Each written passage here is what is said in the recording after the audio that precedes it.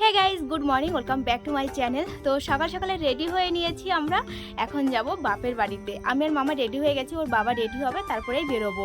তো বুধবারে ষষ্ঠী, বুধবারে যাওয়ার কথা ছিল, আজকে কেন হঠাৎ করে যাচ্ছি জানতে হলে কিন্তু পুরো ভিডিওটা স্কিপ না করে তোমাদের দেখতে হবে। আর ছাদে এসেছিলাম আমি কিছু রিলস ভিডিও বানানোর জন্য। তো গাইজ দেখো কি রোদ্দুর, আমার তো অবস্থা মানে একদম নাজেহাল অবস্থা হয়ে গেছে, ঘেমে চেমে একাকার হয়ে গেছি। ভিডিও তো হলো না, কারণ রোদের জন্য না আমি ফোনটা দেখতে পাচ্ছি না কীরকম কি নাচ করছি কি করছি। অবশেষে ভাবলাম ঠিক আছে বুধবার না সরি মঙ্গলবারে পল্লবীর বিকালে পড়ানো নেই, ওকে দিয়ে ফোনটা ধরাবো। আর রিলস ভিডিও করার জন্য কিন্তু প্রপারলি একজন মানে ফোন ধরার জন্য লাগে, না হলে খুব বেশি একটা ভালো হয় না। তো চলো গাইস, এখন নিচে যাব, তারপরে বেরোবো। পুরো ভিডিওটা দেখতে থাকো, সারাদিন আমরা কি করি না করি।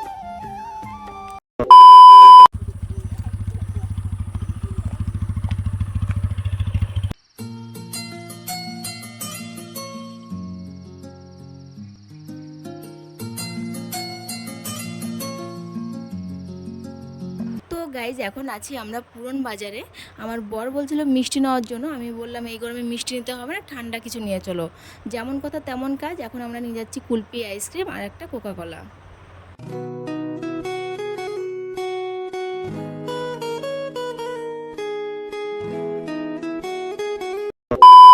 বাড়িতে চলে এসেছি, এসেই দেখো কাজে লেগে পড়েছি। এখন আমি মশলা ছাড়াচ্ছি। আর আমার মায়ের শরীরটা ভালো না, আমার মা কয়েকদিন আগে কারেন্টের শক খেয়েছিল, তারপর থেকে ওনার শরীর খুবই অসুস্থ। আর আজকে যা গরম পড়েছে, এত বড় জাম গাছ, জাম দেখা যাচ্ছে না। হ্যাঁ পাখিতে খাচ্ছে, আর এইখানে পড়ছে সব, এগুলো শুকায় যাচ্ছে জাম। এই যে এই জামটা পড়লো এই মাত্র। হ্যাঁ আজকে হাওয়া নেই একটু। তো এখন আমাদের বাড়িতে রান্না বান্না চলছে, 2 রকমের মাংস, আর আমার জামাইবু রান্না করছে। আমি এই যে পাখা নিয়ে বসে রয়েছি হাওয়া দেওয়ার জন্য। তো বন্ধুরা দেখো, এই যে শাশুড়ি আম খাচ্ছে চেয়ারে বসে, আর এই যে জামাই রান্না করছে। এইরকম জামাই আর এরকম শাশুড়ি, গরমে জামাই এরকম অত্যাচার করে।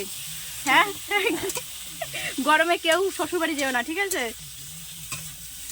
আর আমি ঘেমে পুরো চান হয়ে গেছি, নাইটি ভিজে গেছে পুরো।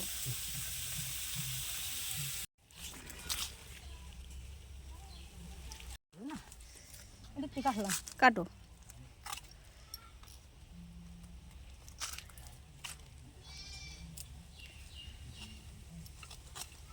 এগুলো কাটতে হয়, আবার ওইখান থেকে মানে ফোট বেরোয়। থাক আর কাটতে হবে না। চই ঝাল পুরো গাছের সঙ্গে লেগে গেছে।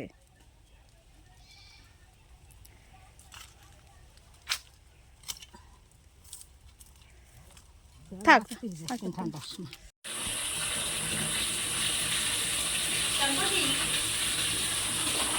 ঠান্ডা জল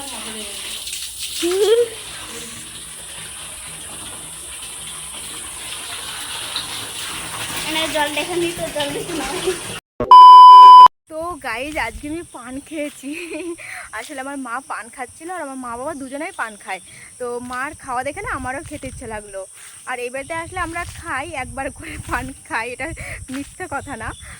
তো চান করার আগে ভাত খেয়েছি, তারপরে চান করে সবাই মিলে একটু গল্প করছিলাম। জামাইবাবু বাড়িতে চলে গেছে, আর মাম্মা মাকে একটা নাচ করে দেখালো। এখন আমি একটু আমার বাড়ির সাইডে হাঁটতে এসেছি। দেখো আমার বাড়ির পাশটা পুরো সবুজে সবুজে ঘেরা। এইখানে কলাই লাগিয়েছে, তোমাদের দেখাবো, কলাই ডাল লাগিয়েছে। আর এই পাশটা রয়েছে বাগান। তো বাড়িতে চলে যাব, রেডি হয়ে রয়েছি। আর সৌরভ বাড়িতে চলে গেছে, খাওয়া দাওয়া করে ও চুল কাটবে, চান করবে, তার জন্য চলে গেছে। আমি বললাম আমাকে সন্ধ্যার সময় নিয়ে যেও, কারণ রান্নাবান্না করেছি গরমের মধ্যে, আর হাত প্রচণ্ড জ্বালা করছে, লঙ্কা বেটেছি। তো তার জন্য বলে ঠিক আছে, তাহলে সন্ধ্যার পরে এসে নিয়ে যাব। আর রান্না করা লাগবে না, এখান থেকে খাবার দাবার সব প্যাকিং করে নিয়ে যাব। তো এখন প্রচণ্ড হাওয়া ছেড়েছে, সারাদিন এত গরম ছিল। আর আমাদের বাড়ির সামনে লাগিয়েছে পাট আমার বাবা, ওই পাটের জন্য না হাওয়াই ঢুকছে না বাড়িতে।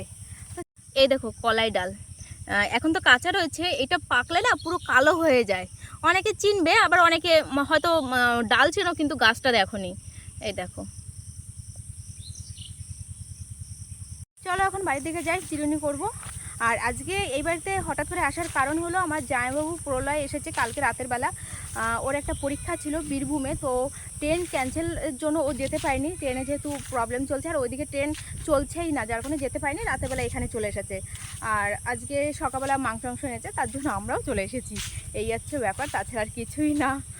তো বন্ধুরা, দোকানের খেজুর মানে বিলেতি খেজুর তো আমরা সবাই খেয়ে থাকি, কিন্তু এই খেজুরগুলো কে কে কতদিন খাওনি, কার কার ভালো লাগে বা কে কে খেয়েছো কমেন্ট করে জানিও। এটা কিন্তু আমাদের বাড়ির গাছের খেজুর, আর আমিও অনেক বছর পরে খাবো। আমার তো ভীষণ ভালো লাগে।